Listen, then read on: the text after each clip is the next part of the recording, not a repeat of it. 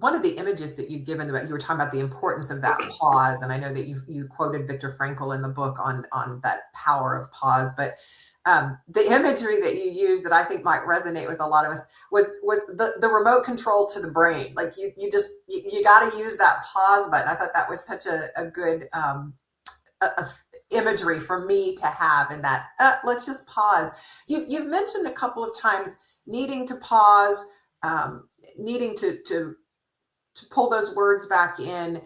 What if we're on the opposite end of this sort of spectrum of conflict, and that instead of lighting up and coming after somebody, I'm more in that flee or freeze space, and that the reaction to conflict isn't to be quick-tempered or fast to judgment, fast to, maybe I'm judging, but in my head, but to shut down or to avoid completely. What's your advice for people that identify more with that approach to conflict? Well, first of all, there's nothing wrong with that approach. I mean, that's just, we're all wired certain ways, either because of our DNA or because culturally the way we've learned things. But I think you want to be aware of that. And I think even there, the same thing is true. Think about what you're afraid of that leads you to withdraw, fight, and flee or freeze. And even if you talk about it with someone you really trust, with whom you're not in conflict, and say, I have these conflicts at work, I have these conflicts at home with my spouse, my kids, my partner, whatever it is, because most of us have a pattern within which we behave, right? I mean, somebody pushes the button and we withdraw. Somebody pushes the button and we come at you, whatever that might be. And I think, okay, what is it that leads me to be so afraid that I feel like I can't respond at all? What is it that I'm so afraid that I freeze and I can't even listen at all? And I think you don't have to force yourself to talk, but one of the things that I find incredibly powerful, and this happened again, we get most of our practice at home. I came home one day and Patty said, I feel like I'm living with 3 people in this house, and there are only 2 of us that live in that house.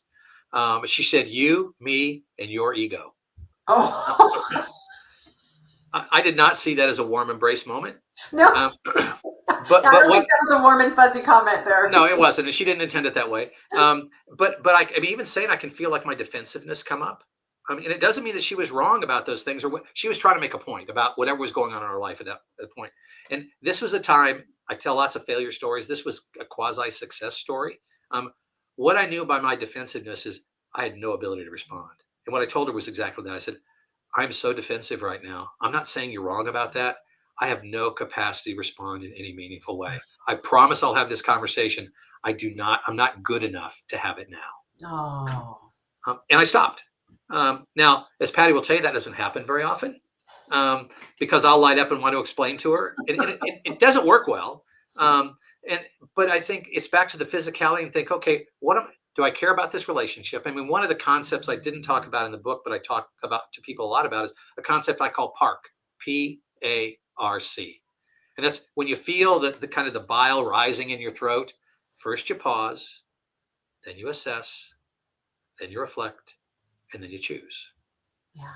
And in that moment, because we are afraid of somebody, if we are perhaps more introverted and less quick to respond, when that person's coming at us, it can feel like we're in such a threat. We got to do something.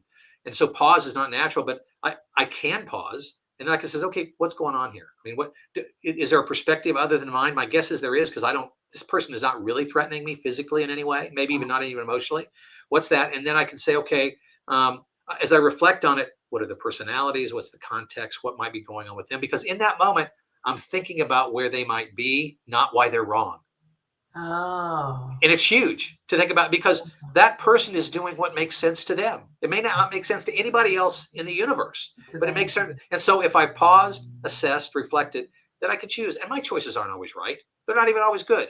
But that can happen in a period of about 30 seconds. And if all you do is pause, you're ahead, which is what Frankl talks about. But that notion of PARC, and I use that particularly if I know I'm going to be having a contentious conversation. I mean, there are people in my family, like everybody's family, that we might struggle with.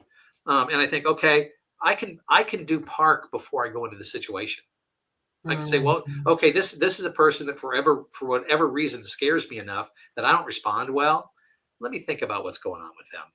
Let me think about what this dynamic is with us. let me think about making a different choice.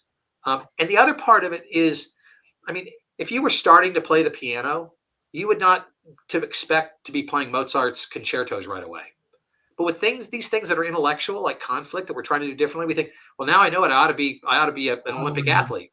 And so you can start with the smaller things, and you can also show yourself a little bit of grace when it doesn't go the way you wanted it to. Yeah, yeah, I appreciate that, because I'm sure I'm getting it wrong a lot. I love the idea in PARC of choose there being the last step in the process, and that in the book you really make this case that sometimes choosing will mean not confronting, and you talk through some great examples on that, and I think that you talk about engaging in conflict. By the way, you use that word, not managing conflict, which is what we hear. And I'm curious about, you were very intentional about engaging. So I'm curious about that.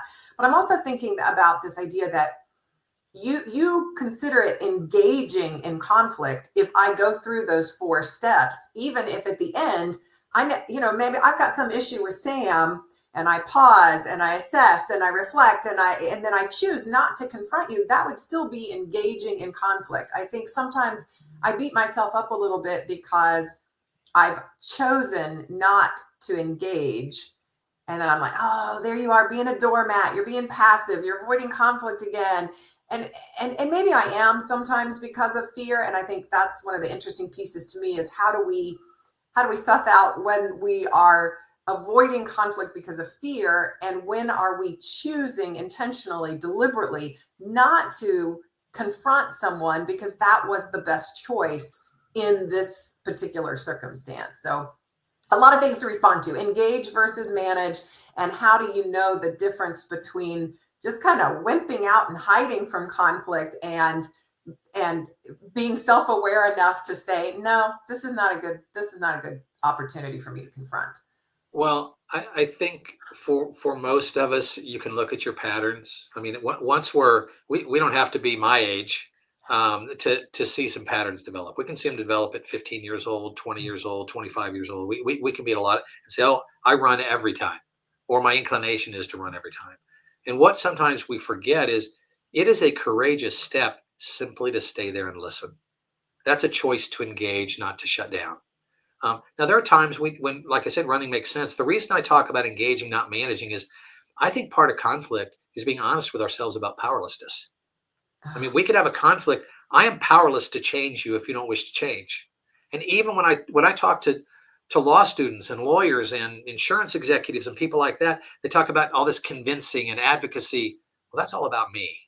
That's 100% about me, because I'm back to I want you to change so I'll feel better. Yeah. So I think more appropriately, what we want to think about is, can I lay the groundwork that increases the chances that not only might I listen to them, but they might listen to me?